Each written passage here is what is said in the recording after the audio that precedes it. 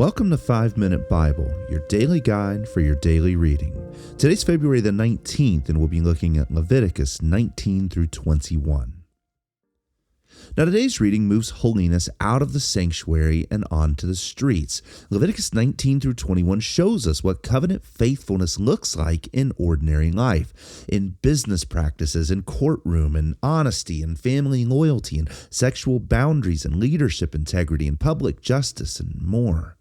If the Day of Atonement in chapter 16 cleansed the people from their sins, then these chapters show us what a forgiven and cleansed people look like when they go home and they go to work, or when they raise their children, or when they lead in their communities.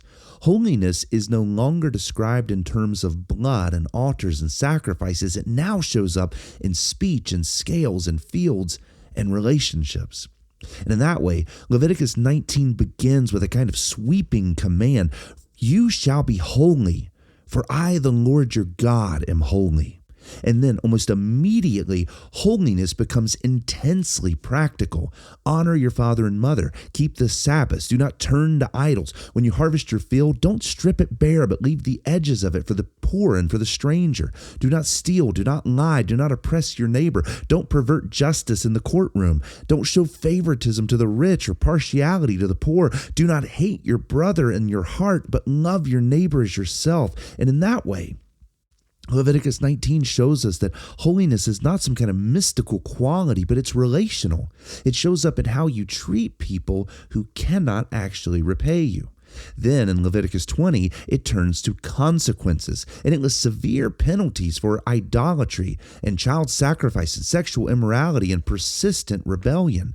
And these aren't arbitrary punishments. They protect the covenant community from collapse. The text even says that the land will vomit out those who practice such detestable things, because sin, especially these types of sins, totally destabilize the society. Then Leviticus 21 narrows the focus onto the priests, those who represent the people before God. They must live with a kind of heightened care.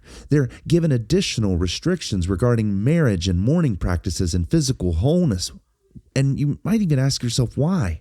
Well, because leadership magnifies influence. A compromised priest is going to lead to compromised people. And in that sense, holiness is required of everyone. But for those who stand before God publicly, they're held to a higher visibility and higher responsibility and accountability. So as you read today, I want you to ask the following question. If God has cleansed his people, then what should their everyday life look like? Leviticus 19 through 21 answers this, that holiness must be visible in justice, in mercy, in truth, and especially in leadership. And in that way, the central pattern in these chapters is holiness is expressed through love and justice.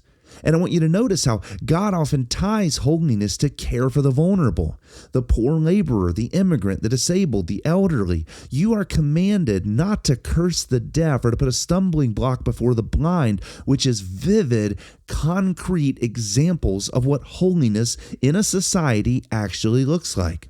And this is important to know because we're often tempted to reduce holiness to personal piety, to quiet time or private morality, or time in the car listening to the radio station with the worship songs, or having correct theology. But Leviticus is actually expanding our definition of what holiness is. Holiness includes honest weights and measures. It includes fair trials. It includes confronting a neighbor when he sins rather than secretly harboring hatred. It includes leaving food in your field so that the poor can eat with dignity. In other words, holiness looks like love, structured by obedience applied to the community. And in these chapters, you also get the warning that persistent rebellion, which is holiness violations, is going to fracture your community. Sexual immorality and idolatry are not private hobbies, but they're culture-corroding activities. And this is deeply relevant for us today because we often separate our worship from our work, or our devotion from our economics, or our faith from our ethics. But Leviticus refuses that distinction. Atonement in chapter 16 must produce the kind of justice that occurs in chapter 19 through 21. And in that way, Leviticus 19 through 21 also clearly and powerfully points to Jesus Christ. When Jesus summarizes the law, he quotes directly from Leviticus 19 when he says, "You shall love your neighbor as yourself." He doesn't soften it, he fulfills it, and he quotes this passage when doing it. Christ embodies the holiness that's described here because he's the one who honors his Father perfectly. He speaks truth without deception. He defends the vulnerable. He confronts injustice. He loves without partiality. The priestly standards of chapter 21 anticipate Jesus as the perfect high priest, undefiled, set apart, and perfectly blameless. Where Israel's priests fail, Christ cannot. Where Israel struggled to reflect God's character consistently, Christ reveals it flawlessly. And through his Spirit, that holiness is not merely commanded of believers, it's formed from within them. Holiness becomes not external pressure, but internal renewal.